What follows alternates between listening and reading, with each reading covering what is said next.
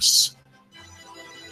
The inmate at the Rake County Jail couldn't sleep because he was next to the urinal, and whenever through the night people went to urinate in the in that pot, they would splash him with urine. There's an overcrowding problem in Rake County Jail, and the hope is that the effort to reduce the number, to somehow get them to other jails around the state, might keep the state happy. It's rated for 87 people, but there were, at recent count, according to TV9, 219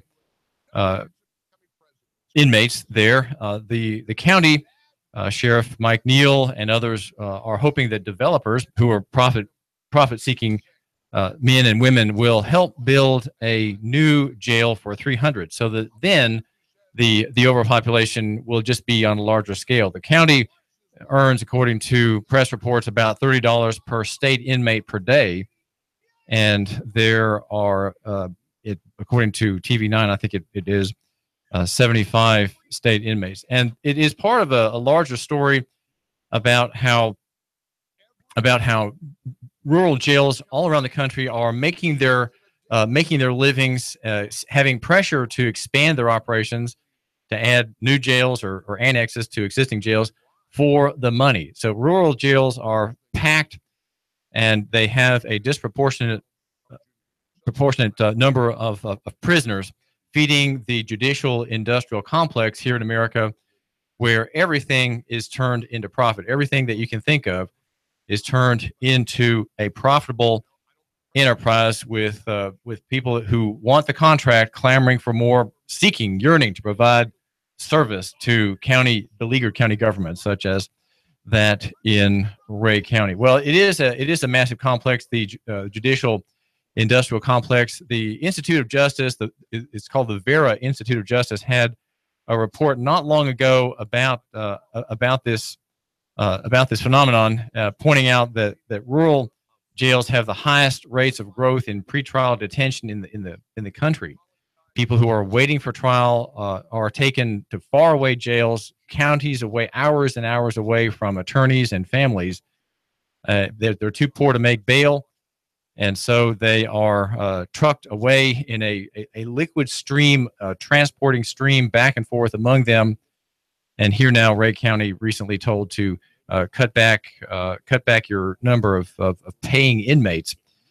So the solution, of course, is to go into millions of dollars in debt and build a new jail so that we can earn $30 a day, maybe more, from the state to house people who are far, far away from family, far away from moral support, family support, lawyer support, and waiting for trial, weeks away, perhaps months away, in faraway jurisdiction. The title of that study is called "Out of Sight: The Growth of Jails in Rural America," and it came out in June, and is a grievous accounting of the American so-called justice system, which envisions that jail and prison are right punishment for people, whereas we would say, in arguing for local economy and the free market, and taking a perspective in the scriptures, that the prisons are not at all lawful. Prisons are not lawful as a remedy for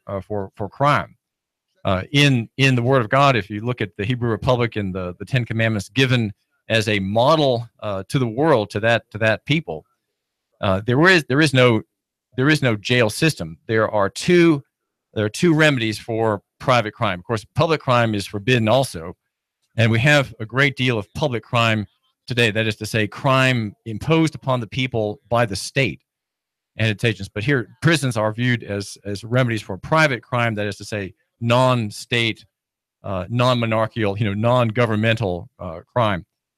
And in the scriptures, where the legal system is summarized in the Ten Commandments, you have capital punishment, and then you have restitution. And I think there is provision for stripes, which would be beatings that would be done quickly to an offender, to teach him not to commit torts. That would be where that would be in play. But overall, there is no prison. But the idea of the prison comes from heresies in Christianity, as do many other things. Marxism is a a heresy out of Christianity.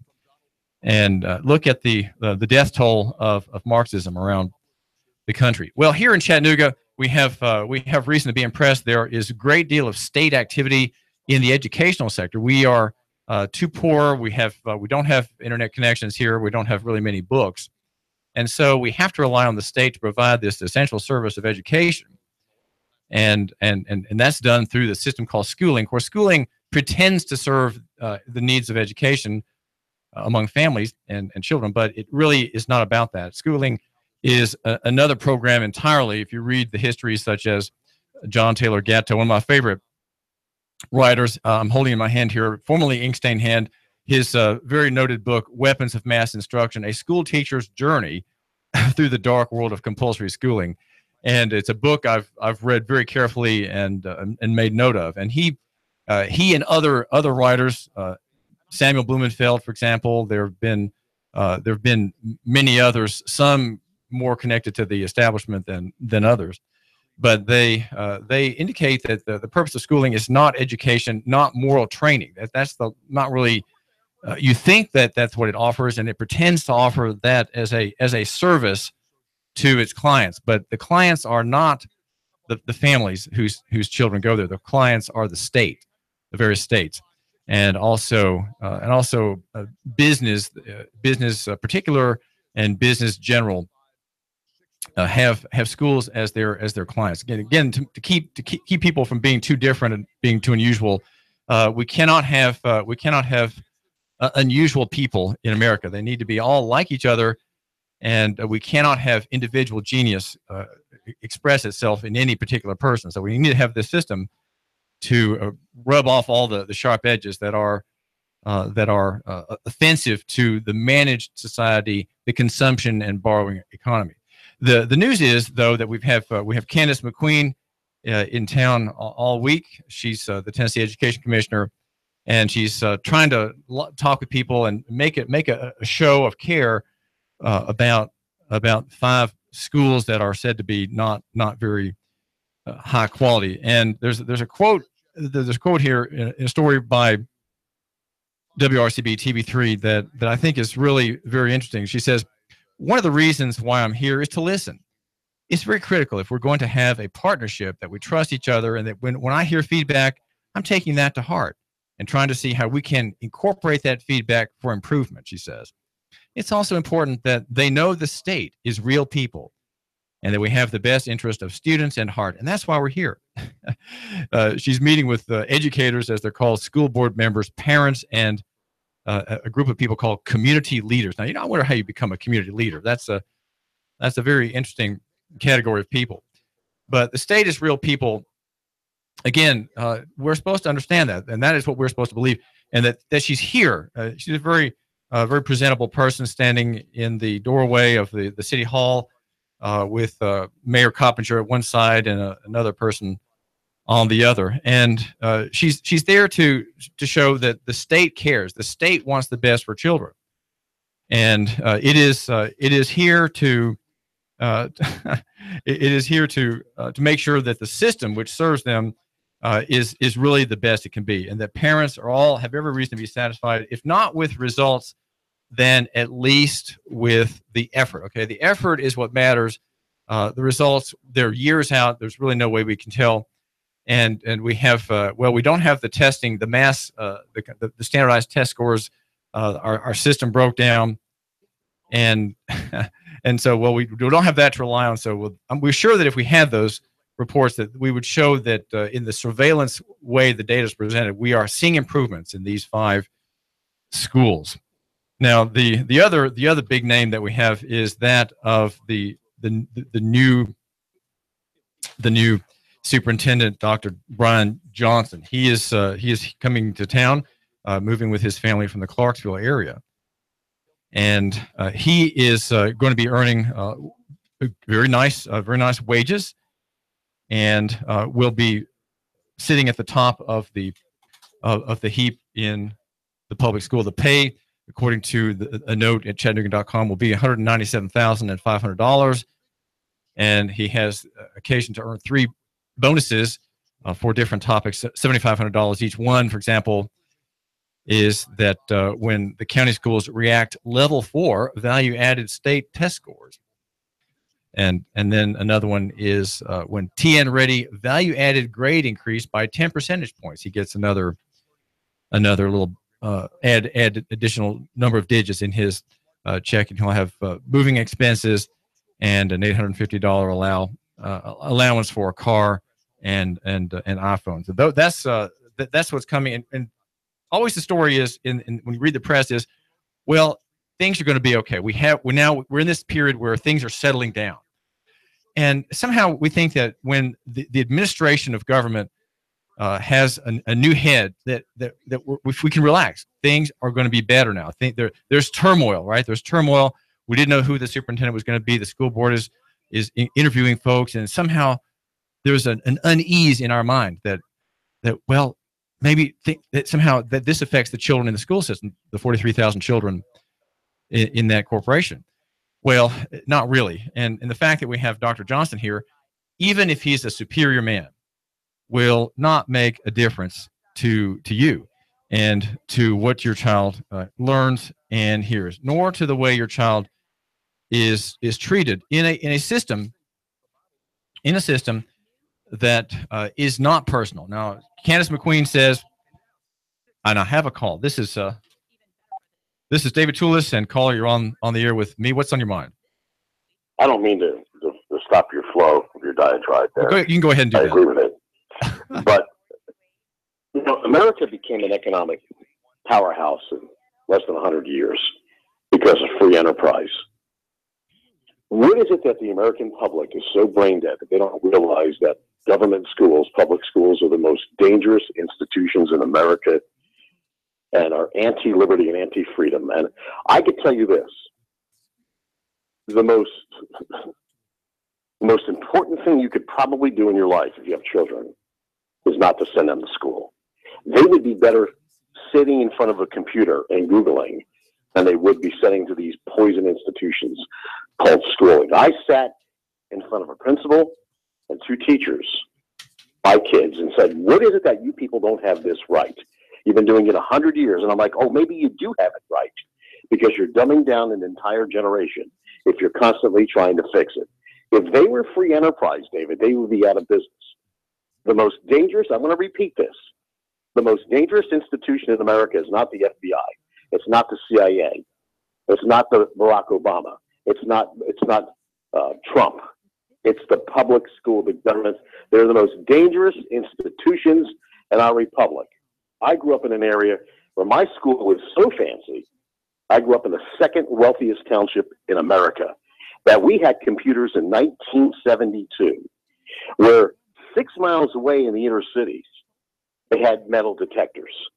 Now, why should those, because of their socioeconomic situation, those kids suffer because they were born 6 miles away with parents that had nothing? Why should they suffer? Because they're meant to suffer. Because the system wants a nation of dependence. They want a nation of dependence, and it needs to be stopped today. We need free enterprise. We need to take the money the government steals from private property owners and let free enterprise come in and educate our children. Thanks. Well, think how much capital would be available if half of the money sent that you, my listeners, send to the county for taxes would come back to you, right? That's thanks, Mike. That's what would happen. The tax rate would be cut in half. And I think that what we have to pray for and maybe work for in the next 30 or 40 years is to get people to realize 2 important things. We have books that are inexpensive, and we have this marvel called the internet. And the fact that we have PDFs, we have YouTube, and we have a decentralization, we have a sharing economy in many areas already. Why do we have a centralized system which forces people to go physically from their homes to an ugly government building? There's a new building, a new school building in Middle Valley. It looks like a prison. It's very impressive. It has a kind of battleship quality with an effort to make it with some soft edges on it, but it has a very bunker-like appearance. It's a grand structure, and it's really anti-human because it's so large. It's so large. if we could cut the amount of money that that you, my listener, as a taxpayer, presumably in Hamilton County, pay to the county, what would you do with that money? Would you just buy another outboard motor boat? Is that what you would do? Well, if you had children, you would probably think, well, I need to make some decisions here, or I need to engage someone like maybe David Tulis to make a suggestion on where I could and whom I could read, where I could go for classes, where maybe I could go for tutorials. The whole homeschooling sector, by the way, Mike, is doing just that. It's highly decentralized, but there are certain points where there is centralization, and that would be through tutorials, which are quasi schools. They're not schools exactly, but they meet periodically. Often they meet once a week or twice a week, and the student is there to get, let's say, math or science. There's a woman, for example, an immigrant from India named Shebnem Plaisted. Her husband is Dr. Plaisted, who teaches at UTC. She has many very intelligent children. One of them teaches tennis, and she recently was hired by a wealthy family on Lookout Mountain or Signal Mountain to tutor some children, and that's what's happening. People who are rich know about these things, right? They're not stuck in the public school. They know that they have options, and that there are people who can meet those needs. And why do we have a centralized system that works by coercion? That I think is what really bothers Mike and probably you, my listener. It works on compulsion and coercion. You have to pay this tax or you can't keep your house. And so the tax goes, and the schools get their portion by a vote of the General Assembly, by a vote of the county commission. And these are your representatives, right? You effectively endorse this system. The system, I think, really is being pushed off to the side by the marketplace. That is to say, the fact that there are books readily available, and that we have PDFs and we have YouTube. The fact that lectures from MIT, from Harvard, from many notable universities, Stanford, there are a bunch of them who have all of their courses online. They're notable professors. It's a kind of marketing. But on the other hand, what we're going to see in the next 20 or 30 years is a shift from the certification of schools per se to the certification of the student. So the student will say, look, I took these classes online, and here's my proof. Okay, I can prove I took this class by this document. And so the certification shifts away from the centralized institution, the state school or the state university, to the student who gets it where he can for free, essentially. He may have some tutoring. He may have some counseling that he has to pay for. He may have to pay for certain books. He may have to pay for private certifications in particular areas like computing. But in the end, the certification will shift away from government-sanctioned institutions and corporations to the individual. That's something Charles Hugh Smith writes about at Of Two Minds. But the idea that we really resent, I think, here is particularly that which touches the Candice McQueen story, that of the state's education commissioner, as they call it. She's a school commissioner, but we call her the education commissioner, part of the executive branch.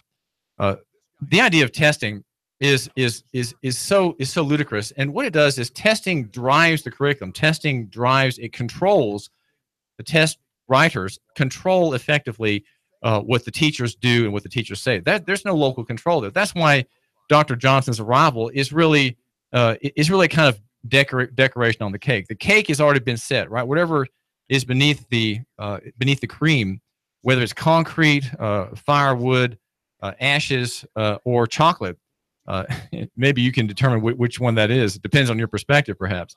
But he really doesn't have a lot of say in how things are run. He is an administrator. He's not a teacher. He's called the superintendent because his intention is super over the principal. The principal is supposed to be the principal teacher, but of course the principal in any school is not a teacher. Again, a bureaucrat. We have a bureaucrat who superintends the bureaucrats who superintend the teachers. And we have, I think, to by disuse, we have to let this system fall apart. And there's something to say about the Bartleby the Scrivener answer. Bartleby the Scrivener is a character in a very famous, from the hand of Herman Melville, a very famous American writer. And he's a clerk in an office, and he eventually just says, I'd rather not. And he says that to finally everything. And he doesn't take the severance that he's offered him to get him out of the office. And he eventually dies a pauper and is put in an unmarked grave. Well, the idea that is really enrapturing in many ways is just that. I'd rather not. So mass testing is part of that paradigm where we become subject to the machine. It is a machine. It is a social management machine that drains the taxpayer and siphons capital away from the Chattanooga educational market. We are starved for capital in Chattanooga and Hamilton County because of this machine. But we all accept it, right? It has enculturated itself. It has become like our neighbor, right? So we can't turn our back on it. And yet, in the minds of a few, those few who matter, the people who matter, the back is already turned. David Tulis. The Tennessee Valley's news, talk, and sports leader. Nooga Radio, AM 1240 and